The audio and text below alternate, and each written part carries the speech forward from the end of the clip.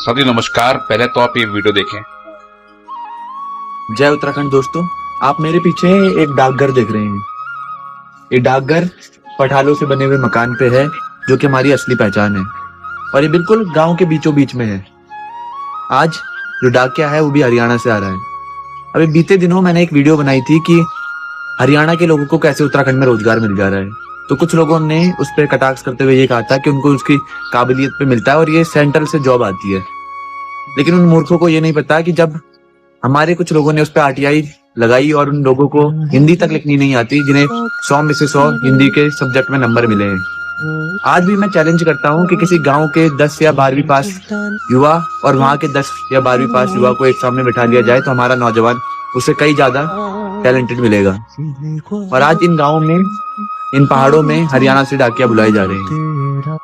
तो ये सोचना आपको पड़ेगा कि आपका रोजगार किन लोगों को दिया जा रहा है और क्यों दिया जा रहा है। जब हरियाणा में चुनाव होते हैं तो वहां के लोगों को फायदा पहुंचाने के लिए उत्तराखंड में लोगों को रोजगार दे दिया जाता है। लेकिन उत्तराखंड में चुनाव किन मुद्दों पर होते हैं? शराब और पैसे और दारू और मुर्गा। तो ये बात आप सबको समझनी होगी कि कौन लोग हैं जो आपके हितैषी हैं और कौन लोग जो है वो आपका रोजगार बेचने का काम कर रहे हैं। जय पहाड़, जय पहाड़।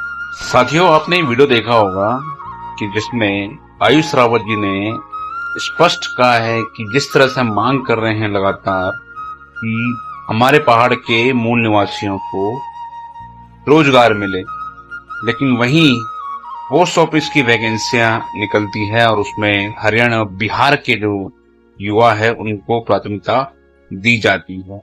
अब उसका क्या हाल हुआ, अभी दूसरा वीडियो आप देखिए। बोल क्या बोल ये ऑफिस में बोला था, बोलने की तमीज देखो। ये क्यों रखी है? 11 तारीख से दवाई आई है, 11 तारीख से दवाई आई है, क्यों रखा है?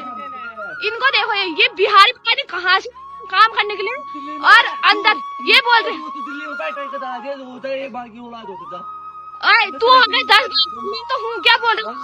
बोलना साफ साफ बोल के दिल्ली में आ जाना, दिल्ली में आ जाना।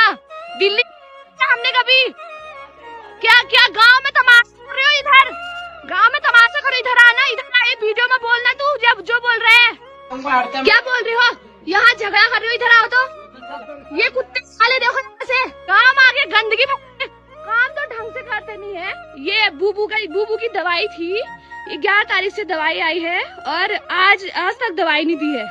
जब ये इनके पास आ रहे हैं घर में, जीवन रक्षक दवाई है, फिर इनकी तबीयत खराब हो जाती तो कौन जिम्मेदार रहता है? बताओ ना। घर में आके यहाँ हमको परेशान कर रहे हैं, बोल रहे हैं, सीधे धमकी दे रहे हैं कि हम दिल्ली पहुंचा देंगे, वहाँ रगड़ेंगे तुमको। और ये काम तो कुछ कर नहीं रहे हैं। घर में आगे तमाशा देखो फिर इनका। यहाँ पर दुनिया भर के बेरोजगार लड़के हैं, इनको रोजगार देंगे, बाहर से लाकर यहाँ गंदगी फैला रहे हैं। फिर और ये बाहर यहाँ इन्होंने कई कांड करते हैं। गंगाई गंगोली में ऐसे एक पोस्ट में लड़की को भगा के लेके वहाँ फिर ऐसा काम कर रहे हैं। घर में आगे इधर हमको दादागिरी कर रहे हैं। बुजुर्ग है, मेरे पापा बुजुर्ग हैं, काम कर रहे हैं। इनको कुछ बोलते हैं, इनको कुछ बोल रहे हैं, ये घर में आ रहे हैं मारने के लिए। मेरा सरकार से ये सवाल है कि आखिर ऐसा क्यों होता है कि जो पहाड़ में युवा बेरोजगार है उसको रोजगार क्यों नहीं मिलता, गांव में ही उसे रोजगार क्यों नहीं मिलता, जबकि प्राथमिकता ये कहती है कि पहले जो रोजगार का अधिकार है, क्योंकि वहां के पहाड़ के व्यक्ति को उसकी क्षेत्रीय भाषा का, वहां की भौगोलिक परिस्थिति का ज्ञान होता है। लेकिन इस तरह बाहर के व्यक्तियों को नौकरी देना और इस तरह की बदतमीजी जो वहां के स्थानीय लोगों के साथ, सोचिए अगर उस बुजुर्ग को दवाई नहीं मिलती तो क्या हाल होता उस बुजुर्ग का, उसकी जान आफत में आ जाती।